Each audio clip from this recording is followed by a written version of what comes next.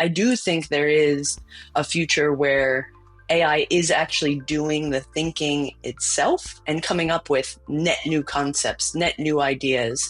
But for right now, and it's probably also just the way that I use it. I use it to help me think. I use it to help me remix concepts together, to help me sort of just reimagine things that I maybe know or want to learn about. But I don't necessarily think it's actually like creating anything net new.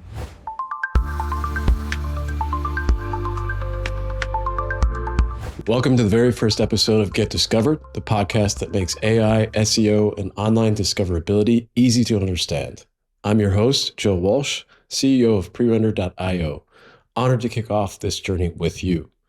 We hear the term AI all the time, but most of us don't truly understand it. If I asked you to define AI, what would you say?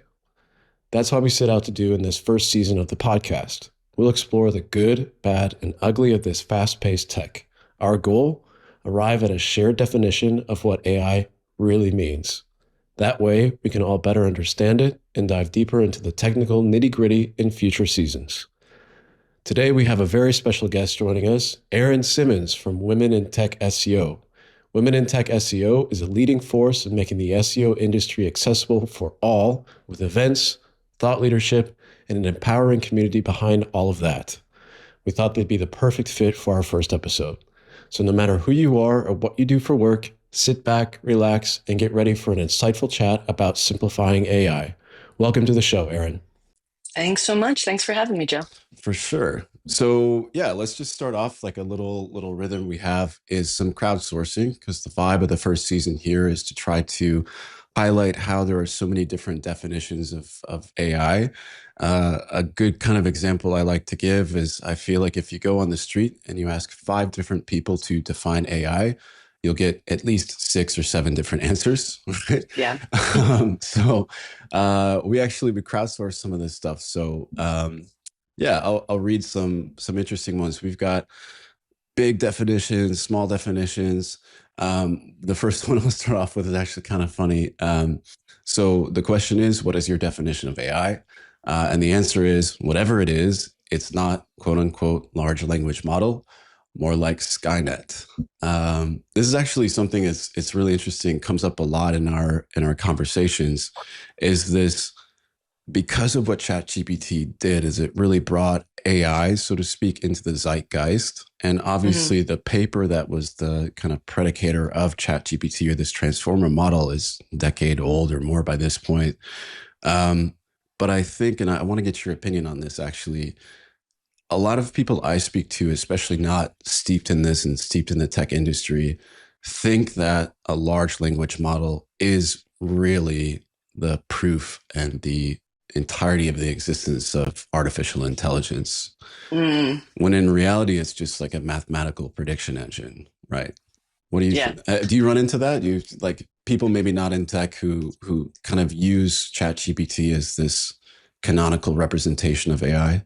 I think that kind of like leads very nicely into what I think about as my definition for AI.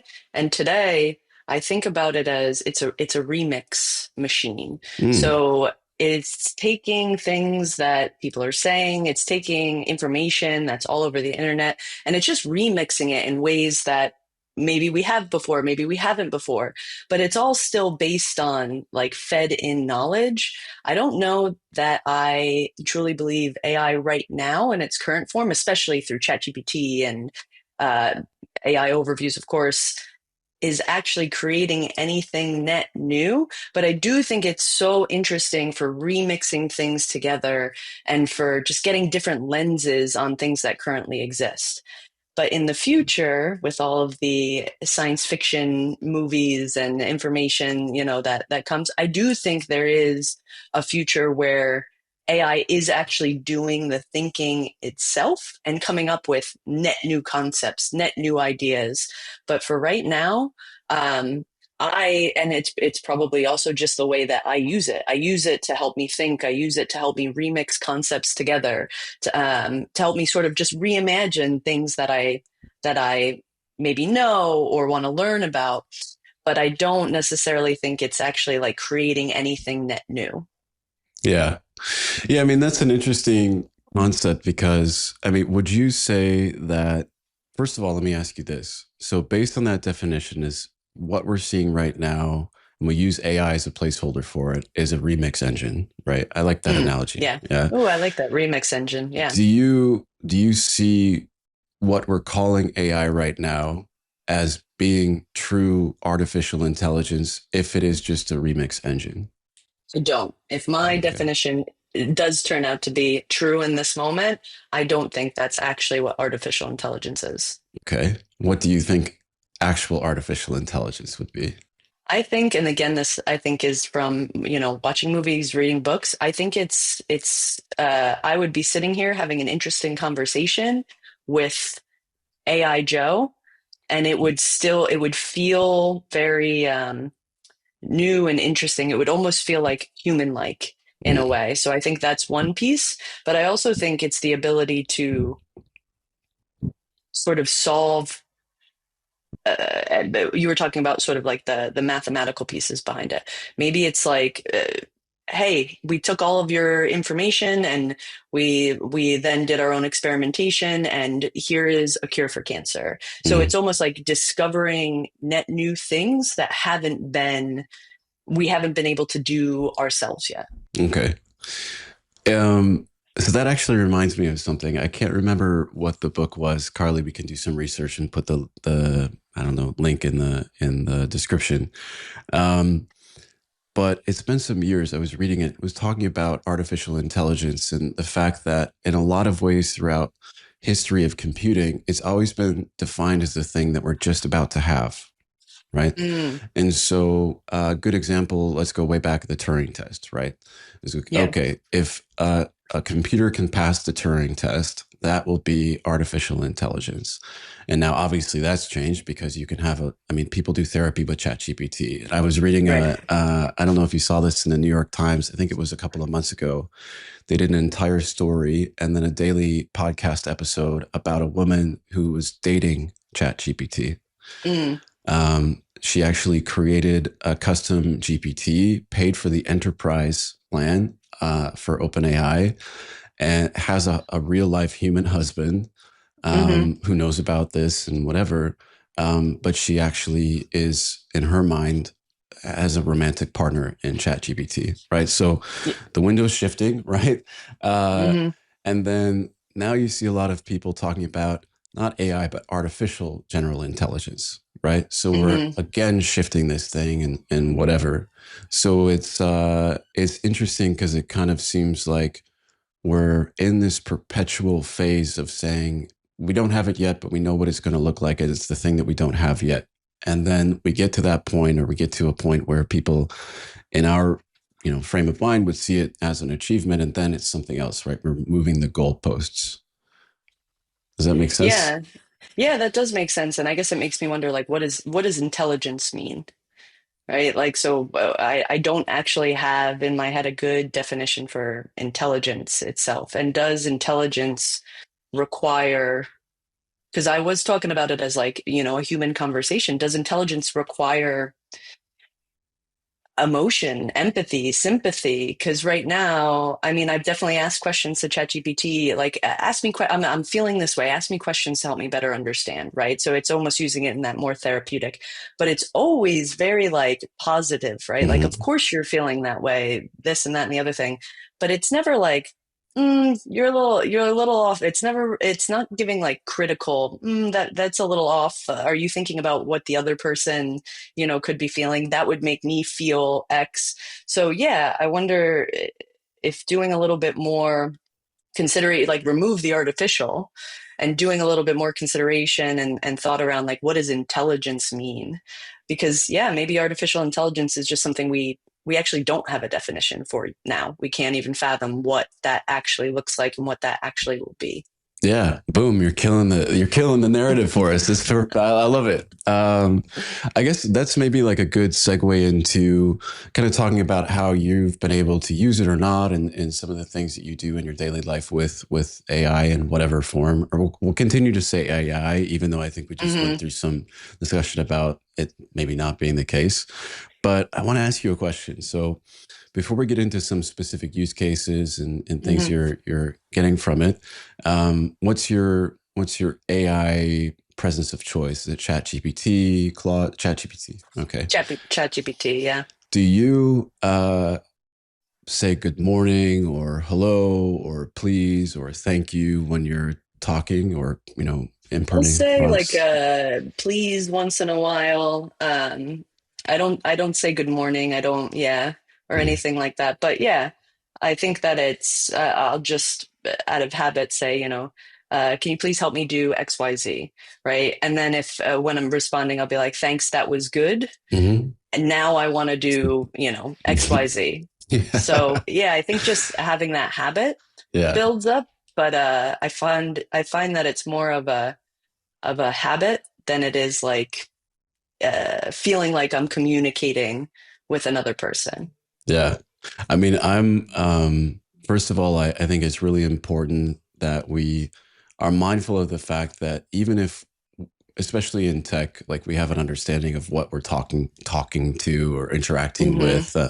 I think a lot of people don't necessarily make that connection, but even on a subtle level for us, the way that I think of it is that it's important for me to have the habit of interacting with ChatGPT in a way that doesn't remove the humanity of myself, Yeah. because I'm developing habits of interacting with other entities or instances that could maybe bleed over into interaction with my colleagues or whatever else. And if I'm no longer saying, hey, good morning, how are you today? I have this thing I want to talk to you about, or please, could you do this? Or, thanks for that. Here's some feedback of whatever.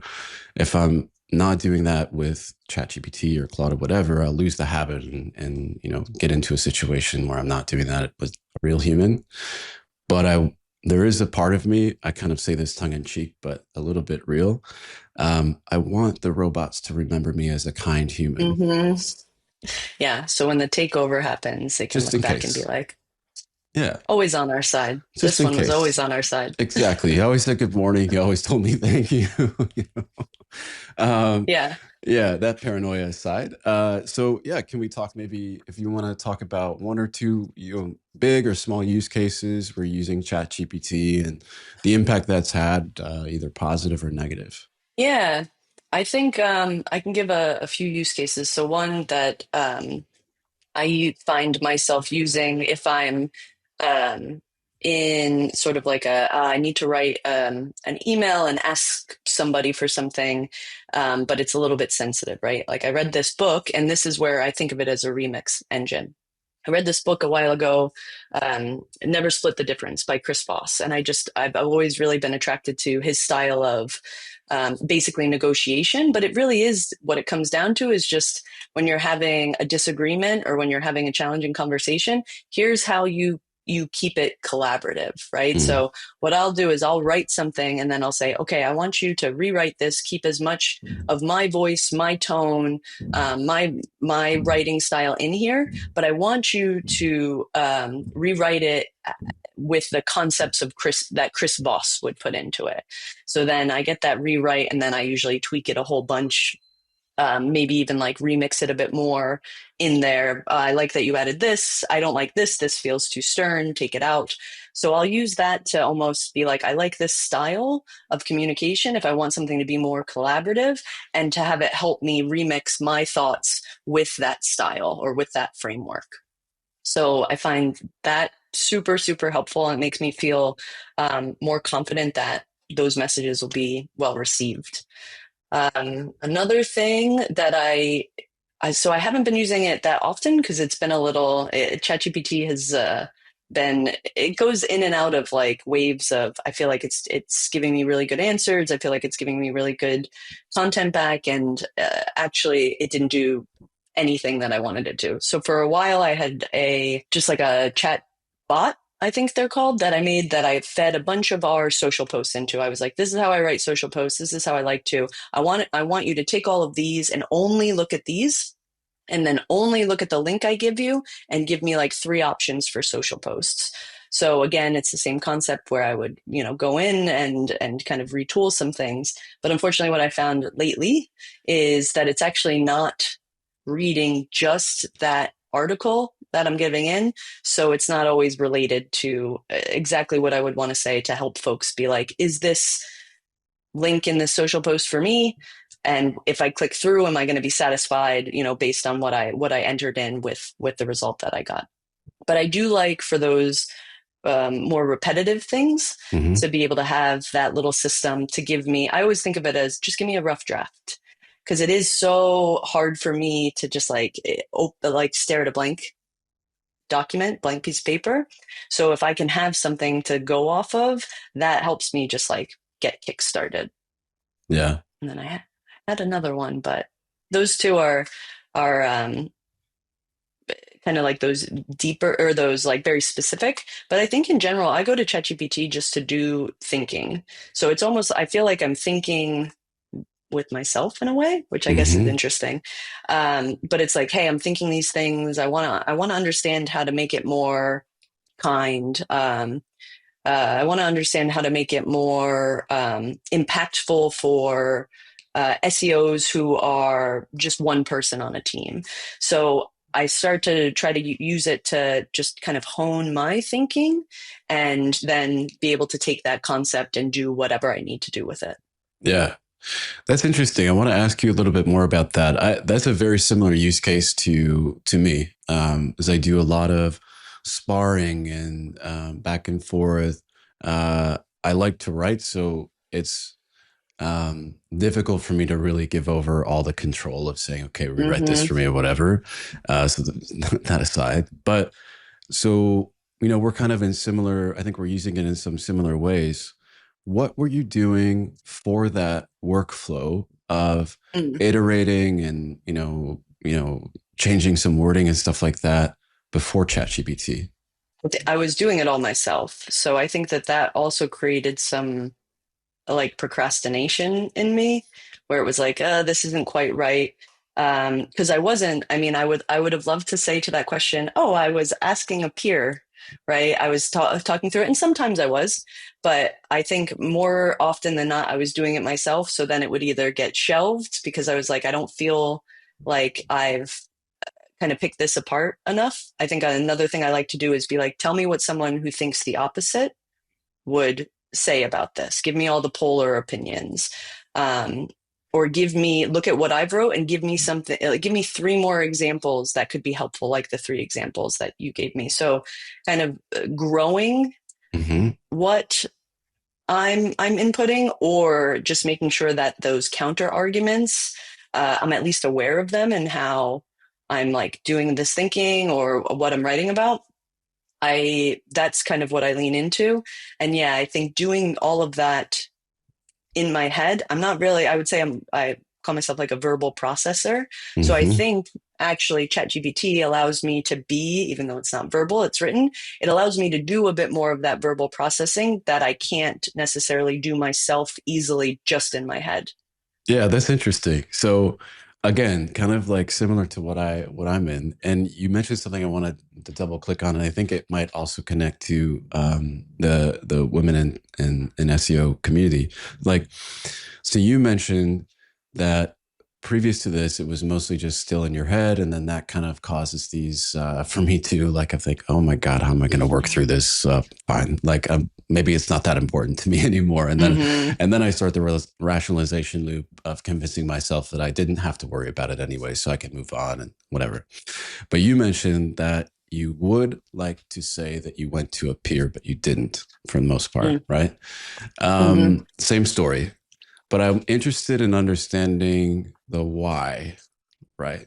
Yeah, I love that question. So I do think, and you're right, it leads beautifully into the WTS community because it was very much like I need to know this, I need to do this myself. If I want to be, this, if I want to advance in my career, if I don't want people to know, maybe it's I don't want people to know that I don't know, or I don't want people to know that I can't figure it out, or that idea that just like I don't want to bother anyone, right? I don't want to like everyone's trying to do their own work.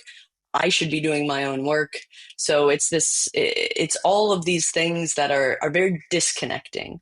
Whereas, and it's not that I was necessarily, I think these were very internal stories. It's not that I was in environments where asking questions was frowned upon. I was actually in a lot of environments where asking questions was like, yes, ask me questions, let's have this conversation. But me taking that step to do that, those internal stories were very strong to be like, no, no, no, you just have to figure this out on your own.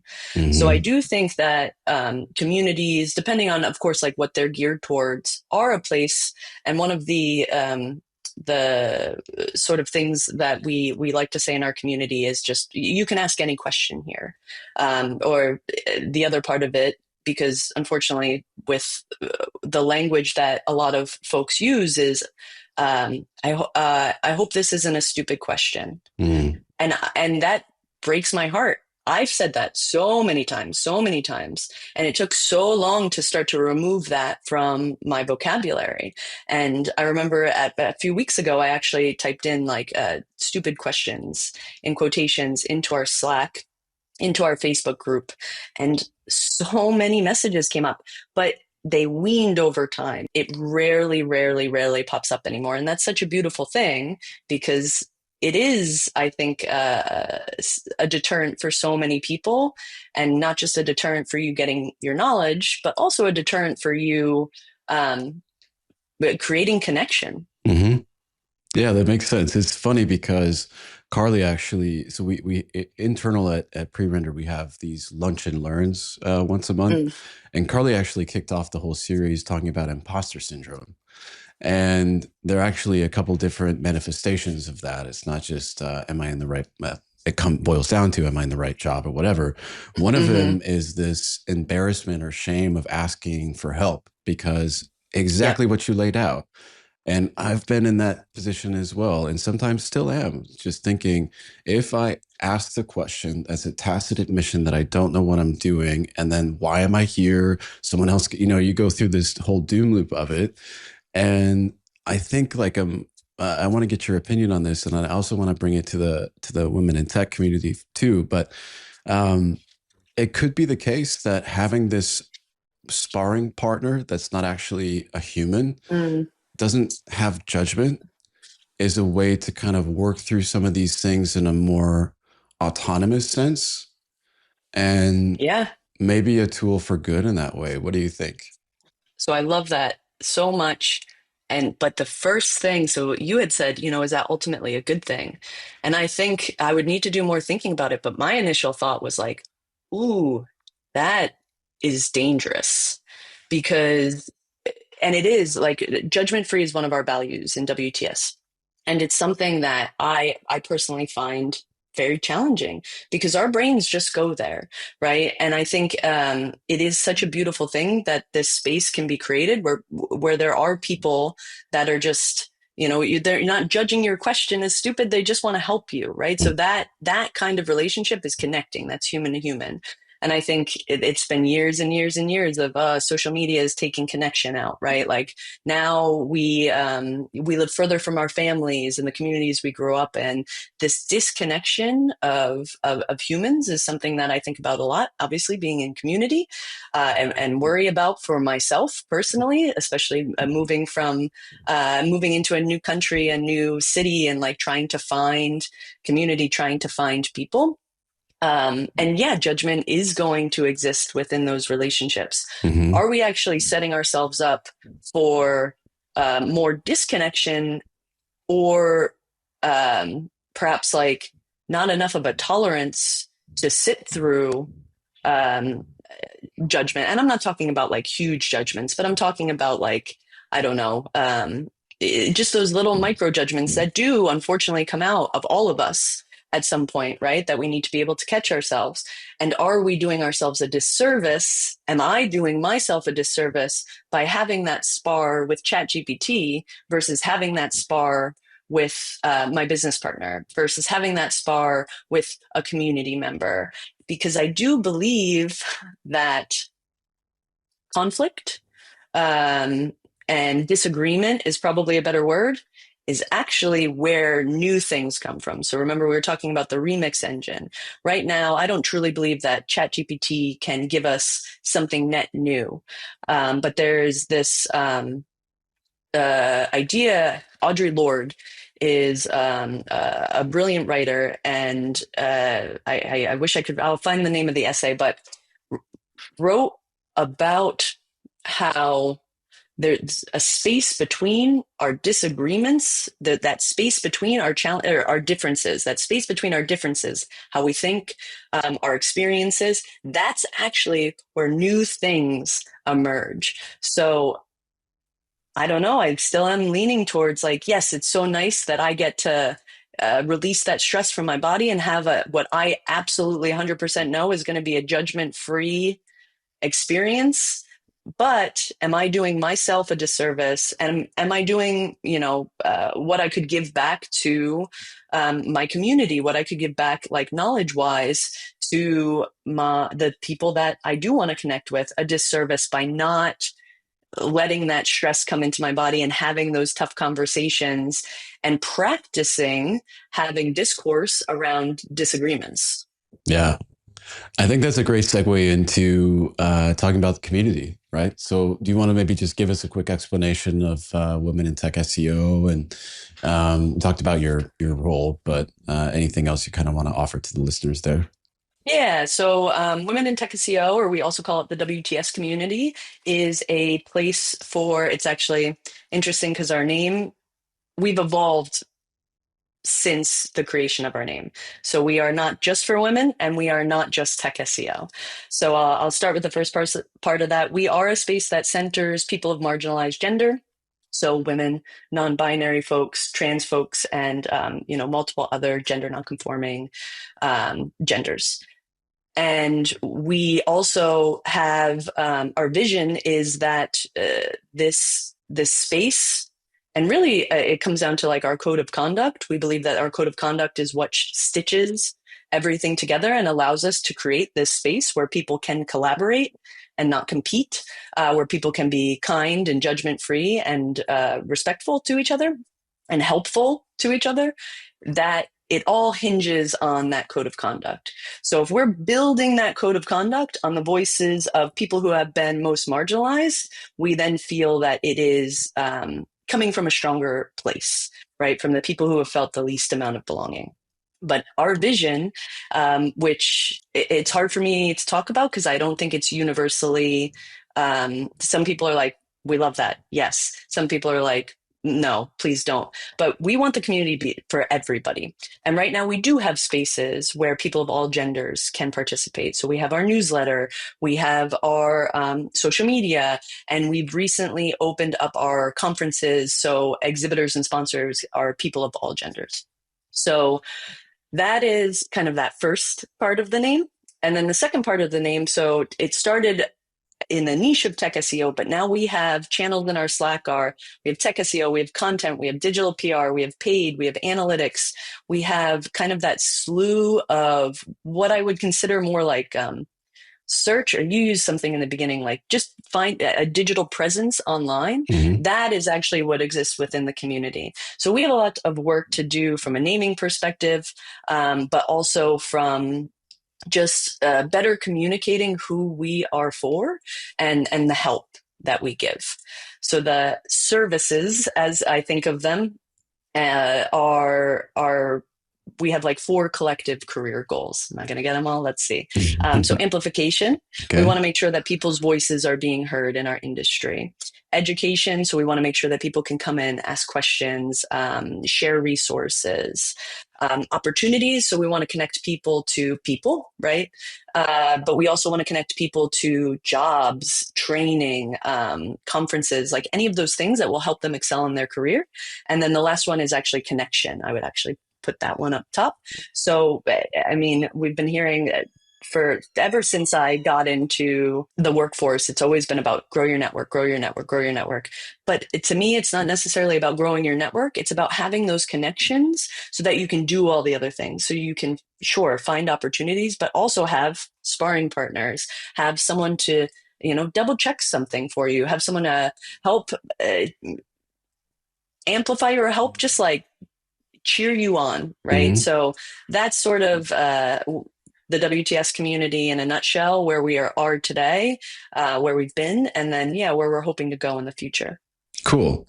So let's drag the topic in there. So I think if we maybe we stick on this sparring partner angle, right? And Yeah.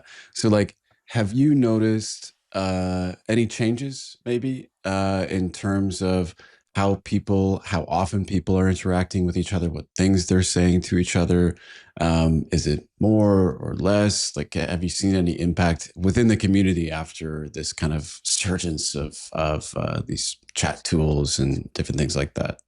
That's a great question. And yeah, we track, member number, and then we also track um, in the Slack channel comments, and they are proportionally going up with members. So I would say, and actually, what you're making me want to do is just look at like a quick chat per member on a monthly basis.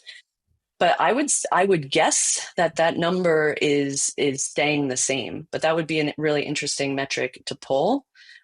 And I think that I'm probably I would want to look at the data because I'm probably biasing it. I have this feeling that as people rely more on AI tools, they are going to want that polar opposite as well, right? It's why sites like Reddit are soaring, right? It's why there's so many searches that are happening where people put the word Reddit at the end. People want to hear from people, right? Mm-hmm. So it's like in my personal search journeys, I go to ChatGPT and I say, I'm looking for, I did this the other day. I'm looking for a way to communicate with my nephew who, he can't have a phone but I want to be able to like video chat him. So to show me devices where he can't play games, he can't like parent friendly devices, right? Where he Mm-hmm. can just go, I want to call Aunt Erin. So ChatGPT gives me a whole list of those, and then I take those and I'm, Amazon Echo, Reddit, right, versus, the Google, whatever pops up. Mm-hmm. And then I texted my brother, and I was like, "Hey, you all have this device in the house. Like, what do you think about this?" I want to get options and understand it better from AI, and then I want to take it and hear what people actually have to say about it, read the reviews, go onto Reddit, talk to people I know that have engaged with the products. Yeah. I just before I engage with that, I just want to recognize something that's a little bit ironic. We spent a little bit of time at the beginning of the episode talking about how we're looking at remix engines, right? Mm, And we're still talking about the same thing. yeah. So I want to put a pin in that because I do want to get back to maybe some other manifestations of artificial intelligence, the different things that are happening, like this kind of like agentic paradigm and whatever else. But back onto that. So you said something really interesting, and I want to tie it back to the community as well. Um, we're kind of working on this. We're trying to understand where this is all going, not just next year, not Mm, 2027, but like 2030, 2035, and whatever else. yeah. And we see interesting things right now because of where pre-render sits in the infrastructure. We're at this kind of gateway to our customers' websites, and what we're doing is we're creating a static version of the site, be it a single page app or JavaScript heavy site that is more readable, more scrapable, more Mm, crawlable by the bots. We can see 2/3 of traffic is coming from crawlers and bots. wow. And increasingly, we don't necessarily have the data on this for our customer sites because we don't do that. But just in general, there's an increasing amount of the content that's available online that was generated by other bots, right? Hmm. So you have, and both of those are increasing, right? The graph is going up and to the right. So more and more of the traffic is bot related on the internet in general, and more of the content that's available online is algorithm created, right? Hmm. So we're in this weird paradigm if these lines continue to go up and to the right, where there'll be an intersection at some point where the majority of content that exists was created by computers for other computers to read. And the question then Ah, becomes how precious in that paradigm, and maybe even now, is actual human content for better or worse, for the errors involved in it, for the misconceptions, for Hmm. the flawed thinking, for the misspelled words, for the, I don't know, I see this all the time online as people, they write like a well-written sentence, but they don't use capital letters at the beginning of sentences. And just like, Hmm. what is a stylistic choice? First of all, do you concede the fact that that might be a little bit of a challenge in the future? Let's start with that. Do you think that could be an issue? Yeah, and that was something that came up a few weeks back. I had a conversation with some friends about like, yeah, it's you're getting AI results and your AI results are created by AI. And like, where does that eventually just give us? I mean, let's talk about the remixing. Then if you remix and then you remix that and then like, where is, if even forget about hallucinations and things like that, but where do we just kind of like lose the plot Hmm. almost in terms of like what it's creating? Especially if we do agree that it's a remix engine, it just doesn't feel like where's the substance. It almost feels like the second time, the third time you remix, that you just are kind of losing so much essence of whatever the value is of what's being written. So yeah, I do agree that that is a likely scenario, and it is interesting to hear you say that because I haven't thought about that since this conversation. Yeah. Well, let's see. I think it's interesting too, because to a certain extent, I don't know if you've ever asked ChatGPT or Claude or anything about its place in our future. It's a really interesting exercise Mm. because given the fact that it's nothing more than a remix engine, it's Hmm. feeding off of things that we have written about where we think it's going to go, technically, right? Yes. Ah, yep. So if like one thing that I really want to kind of drive overall with what we're doing, and then just kind of even in my interpersonal relationships, is a little bit more awareness of the fact that this is not a fait accompli, right? We need to be more Hmm. mindful about the fact that we are literally writing the story of the future. And the fact that we're using large language models as these remix engines and they come across as authoritative and confident, trustworthy, and whatever else, um, they're using the story that we wrote about the future to tell us what they think the future will be. Yeah. And we as humans need to be more in front of that and like defining the future in a way that's more inclusive and maybe not so bleak. Ah, that's interesting. Yeah, and I mean, I think that touches very nicely too on just we know we've seen the studies of so much of the information we put out is biased, right? So much of the information we put out is not representative of the human race as a whole. It's coming from, like single perspectives.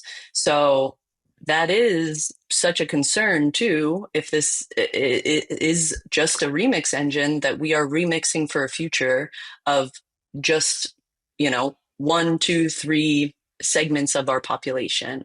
And going back to kind of what we were talking about earlier, where it's like the things, the new ideas, the new emergences are going to come between the space of our differences.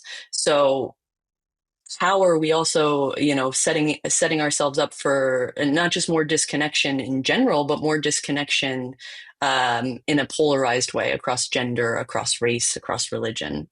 Yeah. Yeah, that's a I could go on forever with that. Like I've always been I've never worked in criminal justice, but I've always been fascinated about the topic of criminal justice reform. And I was reading an article a couple of months ago about this algorithmic sentencing that's been put in place in a lot of jurisdictions in the US. And the Interesting. promise of it at first was this idea that we would remove the bias, right? The algorithm Mm. doesn't see skin color. The algorithm doesn't like hear a person's family name and whatever. But the issue was that it was trained on existing sentencing data Yep. and all of the parameters that were maybe not even consciously used for those sentences that were passed Hmm. down by human judges were embedded in the training data because there's no other way to do that. Right. Yeah. And so they found that these algorithms have actually embedded the existing systemic bias in the criminal justice sentencing or the criminal justice system, specifically on sentencing, but given the facade of fairness. because everyone thinks, oh, this is a human or this is a computer doing it. Of course, it doesn't care if you're black or, Yeah. whatever. Um, so I think it's really important for us to be mindful of the fact that, especially if we look at these remix engines, it's like a child. If a child grows up in a family that speaks poorly about their neighbors or whatever, that's who that person grows up to Yeah. become, or at least Or it doesn't speak about them at all. right, exactly. Yeah. All right, so no big deal. So let's switch. I want to go back to the community, and I want to talk about Yeah. maybe some things that you see could be promising for your community members in terms of AI, and maybe it's large language model like content iteration or whatever else, or maybe it's something else. Like, do you have a use case or two that you think we could expect really to kind of benefit the members of the community? Not necessarily just as community members, but maybe in the work they do in the day to day. Yeah, I think that, I mean, there's definitely the idea of just having a place to go to speak to other humans. Um, I think there is actually a benefit of community to help if you are interested in AI search. So, I mean, to me, I keep coming back to this statement. It's visibility is a byproduct of trust. Mm. So if you're getting into a community every day, you're answering people's questions, you're sharing resources, you're asking questions, you're giving and receiving, you're going to earn trust, right? And that trust is not going to just disappear with an algorithm update. So as you earn that trust, and especially within our community where we are focused on also amplification, you will have people when those search journeys happen where it's like, okay, I have all these options. Let me go ask, these people that I trust what they think about these, pared down options.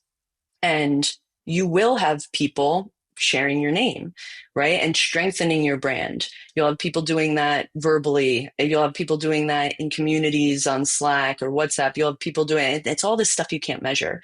You'll have people doing that on social, right? So I keep hearing this sentiment that in order to get into AI search, you have to have a strong brand. You have to do brand building. And I do really believe that one way to do that is in community. So it's not just, and if you've seen, even just take social as a micro example, brand accounts, they just don't get reach. They Yeah. just don't. But when you look at individual people's accounts, and this is very much what's starting to happen in Google as well. The secret is I've worked in SEO agencies and an SEO community for like 15 years, but I actually don't do SEO and I never have. But of what I understand, that authority, eat, I think, drink, it's one of Yeah. those, is going to be really important, is already really important, right? So having a name, a person. So you do then, have actual people sharing. And that's a beautiful thing that we see for our brand is, go to the hashtag WTS Fest. We just had our WTS Fest in Berlin and people are still posting about it. And it is the power of having, because we can talk about our brand all day and how wonderful it is and how this and that, but who cares what we have to say? You care what the customer has to say. You care what the community member has to say. You care what people have to say. So I always think of that as this like show, don't tell. So if Mm. you are going in and showing your community that you care about them, that you want to help them, that you have their back, that trust is going to create more visibility for you, is the bet that I am taking. Yeah, that makes sense. I think that that kind of connects nicely to this concept of the preciousness of human content and human connection and everything in this Mm. machine first world, where I think we are. Yeah, so wrapping up, like, do you have any resources that you think you would direct people toward, and if they had questions about AI or wanted to understand different ways it can help them and benefit them in their daily work or their daily life or whatever else? Yeah, I think I would be remiss if I didn't plug the WTS AI Slack channel. So if you are a person of marginalized gender and you are looking for a space to ask judgment-free questions about what's going on in your world and the needs you have with AI, please come join our community. We'd love to chat with you. And even if you just want to come in and sit and watch and just see what's going on in there. You don't have to engage right away or ever, but if it's helpful to kind of see what conversations are going on, please, we'd love to have you. I think for AI, I think I follow Alita's SEO FOMO weekly newsletter is excellent, and there's always a lot of just like what's happening in the industry in real time.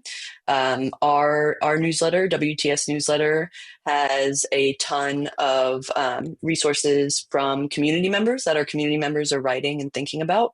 We actually have 2 WTS knowledges up on our hub right now. It's our blog where we have community members write for us.